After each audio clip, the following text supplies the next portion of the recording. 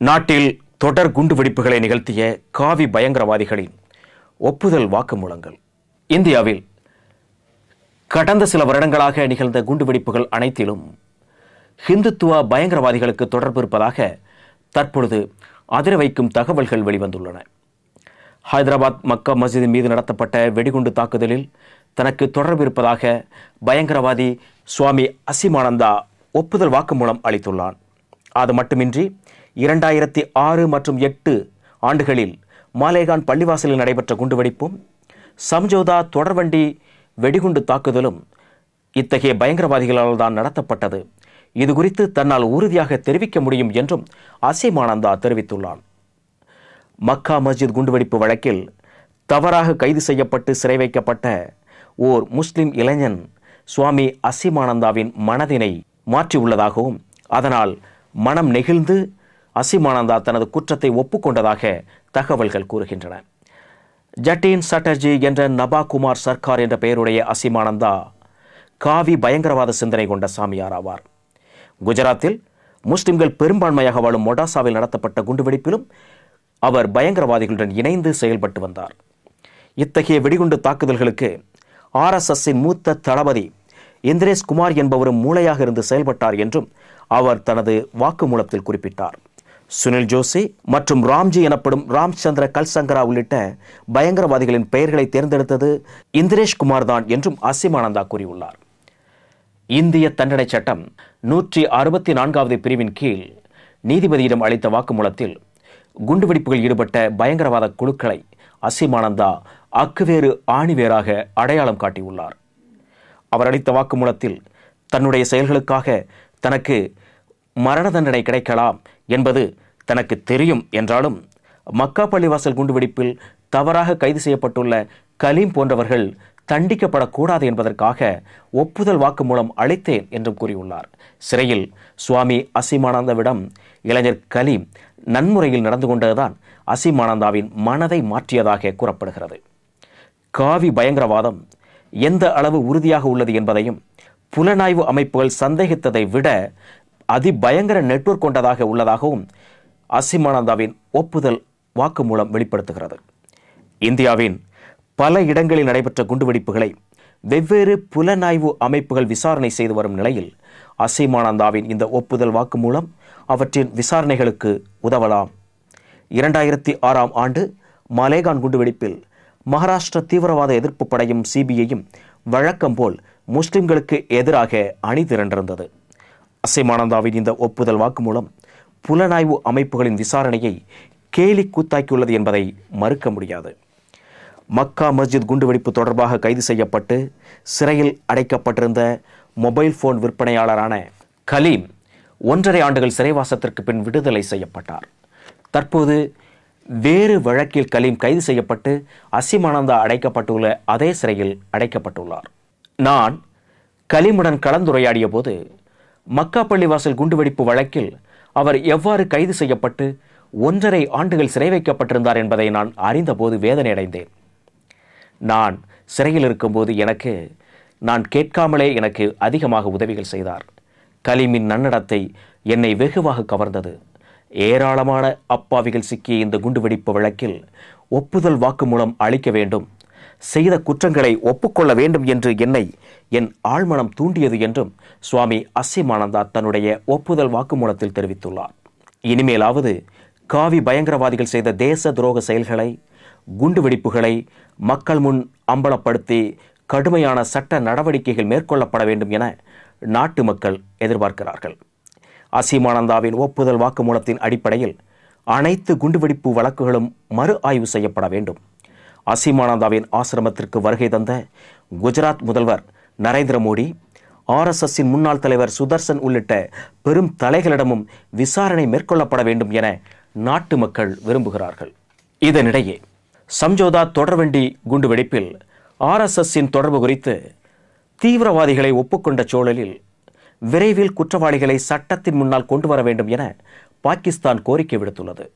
Samjhauta express குண்டுவெடிப்பு விசாரணை குற்றவாளிகளை கண்டறிய 4 ஆண்டுகள் ஆகியுள்ளன. குற்றவாளிகளை சட்டத்தின் முன் கொண்டு வர இனிமேலும் தாமதிக்கக்கூடாது என பாகிஸ்தான் வெளியுறவுத்துறை அமைச்சக செய்தி தொடர்பாளர் அப்துல் பாசித் தெரிவித்துள்ளார்.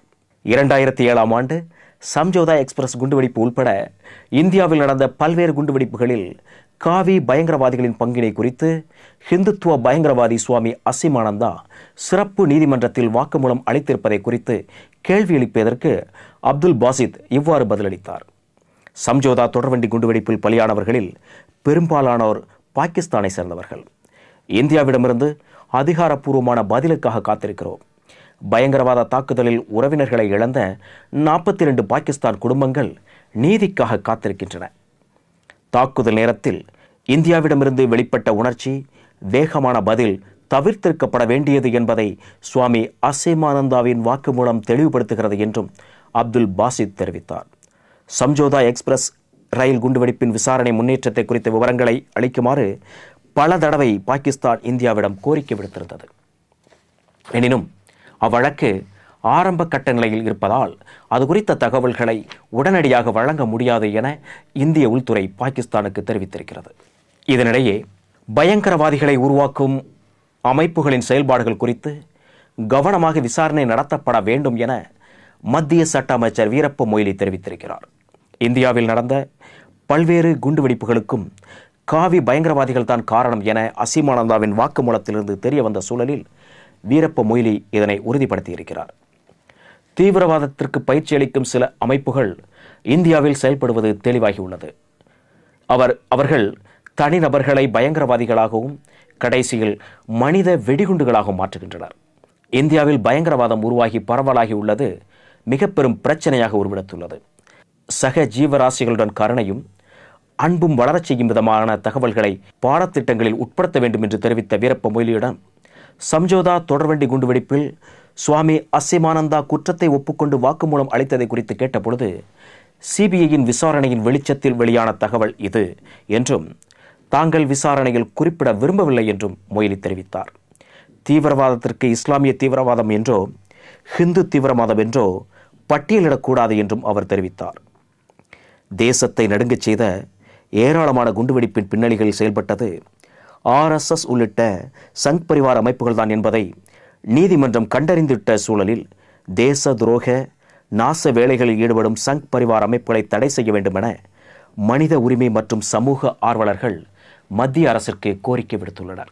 கடந்த 20 ஆண்டுகளுக்கு மேலாக இந்தியாவில் நடந்து வரும் குண்டுவெடிப்புகள் காவி பயங்கரவாதிகள் திட்டமிட்டு நடத்தியதான் என்பது தெளிவாகியுள்ள சூழலில் அவற்றினை வேண்டுமென்றே மறைத்துவிட்டு தேவையற்ற சித்திரவதைகளுக்கு ஆளாக்கிய முஸ்லிம் இளைஞர்களை உடனடியாக விடுதலை செய்ய வேண்டும் எனவும் அவர்களுக்கு போதிய இழப்பீடு வழங்க வேண்டும் எனவும் மனித உரிமை ஆர்வலர்கள் வெளியிட்டுள்ள அறிக்கையில் குறிப்பிட்டுள்ளனர்.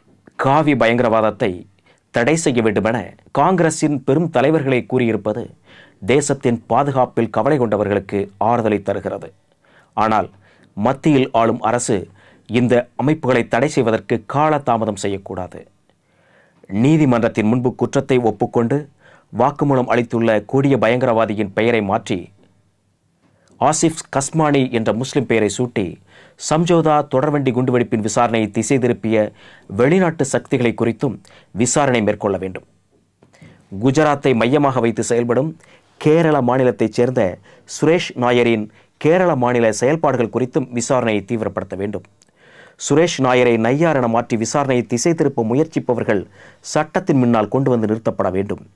காவி பயங்கரவாதத்திற்கு உத்வேகம் அளித்துக் கொண்டிருக்கும் திரைப்படத்துறையில் செயல்படும் முக்கிய பிரமுகர்களின் பொருளாதார பின்னணி குறித்து விசாரணை மேற்கொண்டு உண்மையை வெளிக்கொணர வேண்டும் என்றும் அறிக்கைகளில் கூறப்பட்டுள்ளது.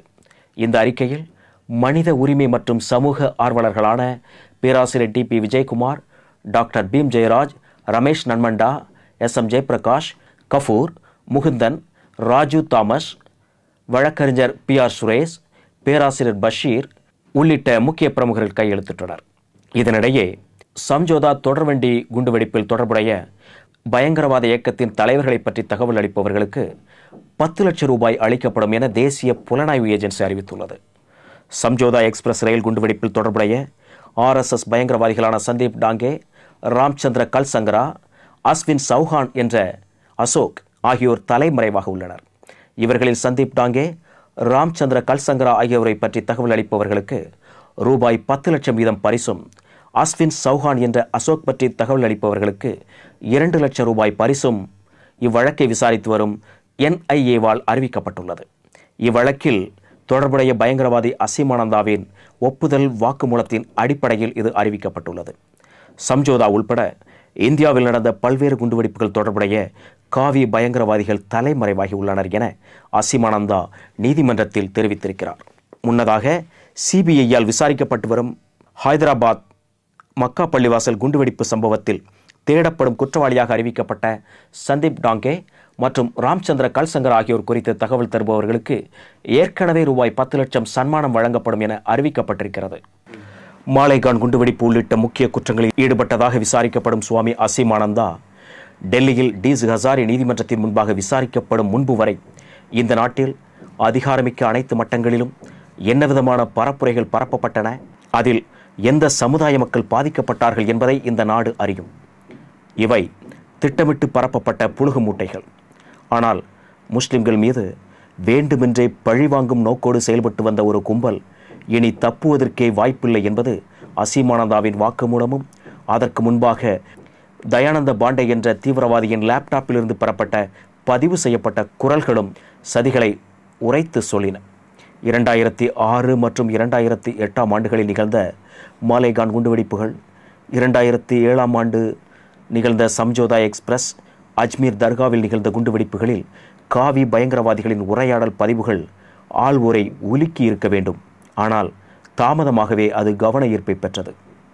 உண்மையில் இதுவரை நடந்தது கண்டிக்கக்கூடியதாகவே இருந்தது என்பதை மறுக்கவே முடியாது. இதுவரை ஏராளமான முஸ்லிம் இளைஞர்கள் வளைத்து பிடிக்கப்பட்டு துன்புறுத்தப்பட்டனர். ஆனால் பல ஆண்டுகளுக்கு முன்பே நாண்டேட்டில் நிகழ்ந்த குண்டுவெடிப்பில் காவி பயங்கரவாதம் தனது கோர முகத்தை காட்டிய போதும் மத்திய மாநில அரசுகள் அதனை கவனத்தில் எடுத்துக்கொள்ளவே இல்லை. விளைவு, தேசத்தை அபாயத்தில் தள்ளிய ஒரு மாபெரும் பயங்கரவாதம் குறித்த உண்மை விவரங்கள் தற்போதைய காலகட்டங்களில் மிகவும் தாமதமாக வெளியாகி நிலைமையின் விபரீதத்தை வெளிப்படுத்தி காட்டியுள்ளன.